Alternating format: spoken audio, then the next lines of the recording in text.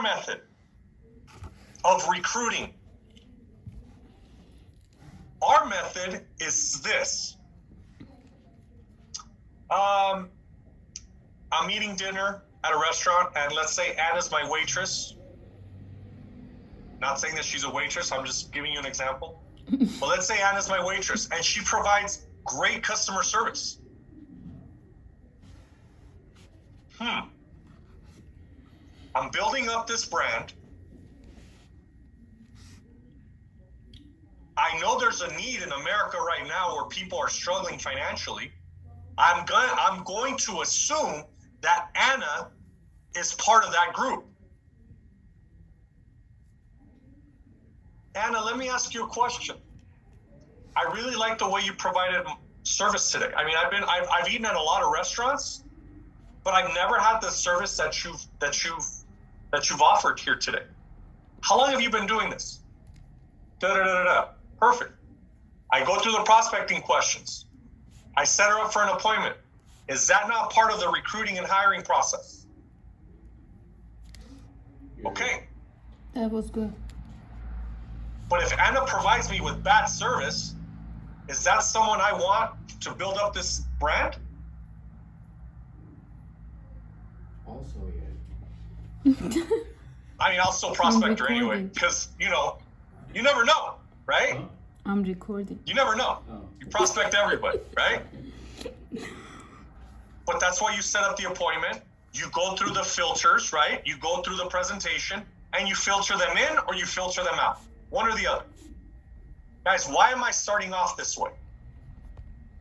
Because if you're not sold out to the concept of recruiting and what it does, and understand that it's a process, if you're not sold out to that, then this presentation here will do you no good. Does that make sense? That's why I'm starting off this way. I've always started off this way when I get to this section with my office.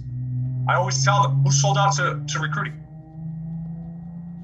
Who? Okay, good. Who hasn't? Okay. Let me ask you something.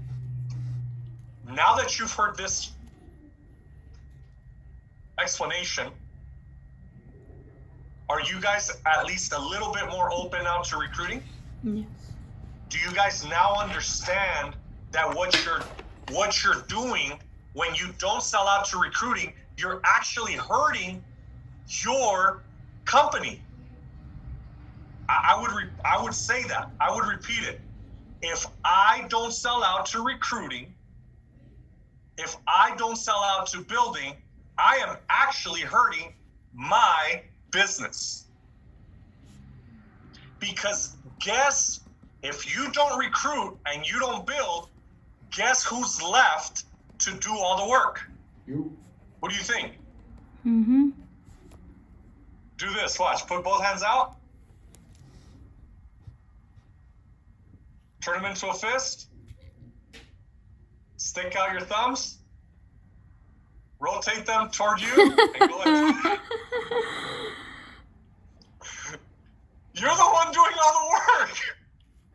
He's funny. You got to be the base shop coordinator. You got to be the licensing coordinator. You got to be the recruiter, the prospector, all of the above.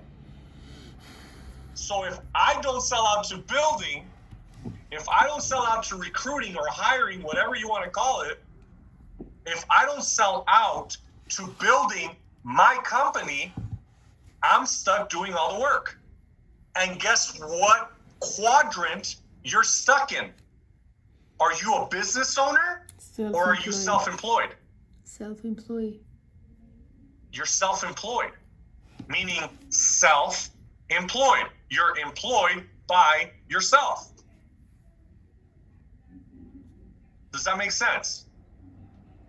Now, as a business owner, you own a system.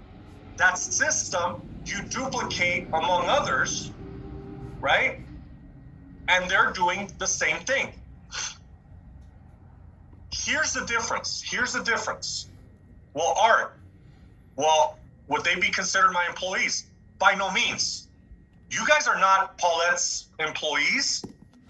We're not Patrick's employees. This is how this opportunity separates from a job. each and every one of us become a CEO of our own brand. All we're doing is learning the system and duplicating it onto others. And we pay it forward by those that have paved the way for us and those that we bring in. Does that make sense? I'm asking that you guys really understand the concept, because by understanding and embracing that concept, you guys are going to learn how to sell out more to recruiting. So before I actually begin the process, I want to get your guys' feedbacks. What takeaways, if anything new, what takeaways did you learn from these 12 minutes so far?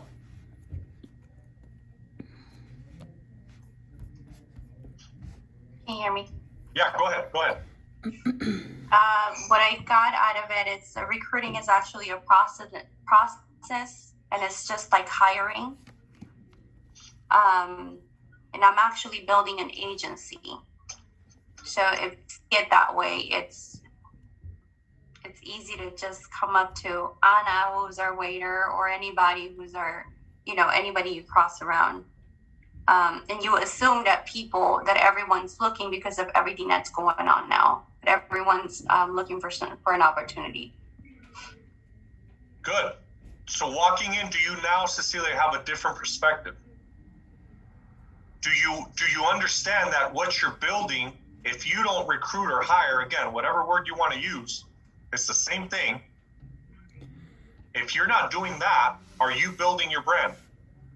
No. And if you don't build your brand, then what quadrant are you stuck in? Self-employed. You guys understand the 4 quadrants, right? Yes. Yes. It's employee, self-employed, business owner, and investor. So Cecilia, what quadrant are you stuck in? I'm in. If you don't recruit or hire, what quadrant are you stuck in? Bro, it's self-employed. Jesus Christ. What's the second quadrant? My You don't even listen business to owner. Self-employed. Self-employed, yes. There you go. Because if you don't have anybody, who's left? Just you, right? Right. And don't you think that that's going to be kind of tough, having all the pressure on you? Mm-hmm. There it is, right there. Employee, self-employed, business owner, investor. If you guys haven't read the book, Robert Kiyosaki's Cash Flow Quadrant, I encourage you to read it.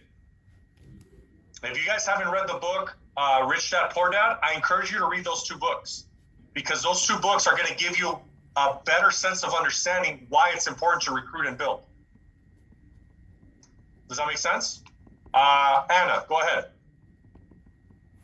It's just the importance of recruiting. It just stood out to me that you said that if there wasn't no recruiting, there won't be no Patrick, there won't be no PHP maybe at all. So we have to really buy into it, especially me. I have to break that wall.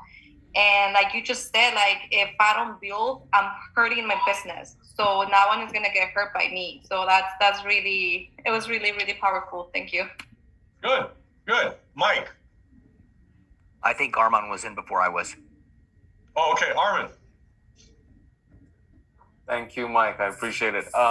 If you were going to recruit for any other corporation, you wouldn't just recruit any random person. You'd find the highest quality talent that you could to recruit for that organization. And so if you're doing it for yourself, it's why wouldn't you recruit the highest quality talent that you could find for your company and for your organization as well?